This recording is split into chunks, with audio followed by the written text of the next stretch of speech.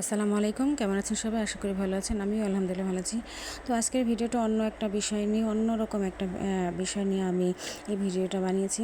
তো আজকে আমার মেয়ের ঢাকা ভার্সিটিতে ভর্তি পরীক্ষা ছিল, তো সেখানে আজকে আমি গিয়েছি। আজকে আমি যে ভুলটা করেছি সেই ভুলটা আমি কখনো করিনি, তো ফার্স্ট টাইম করেছি।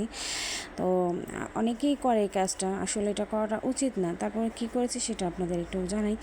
তো আজকে আমি করেছি আমার দুই মেয়েকে, মানে দুই যে ছোটো মেয়ে, ওদেরও আমি আজকে আমার সাথে নিয়ে গিয়েছি। আমার এক মেয়ের সাথে আমরা প্রায় আজকে 4 জন গিয়েছি। এরকম অনেকেই করে, আসলে এটা না করা একদম উচিত না। কারণ এটা হচ্ছে কি, যে একটা স্টুডেন্ট, যে পরীক্ষার্থী, তার অনেক সমস্যা হয়, তাই সে অনেক প্যারায় থাকে।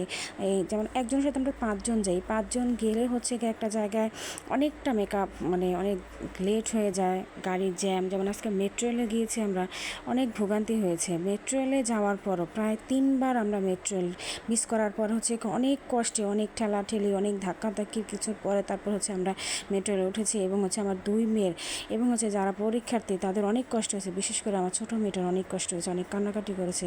দয়া করে এই ভুলটা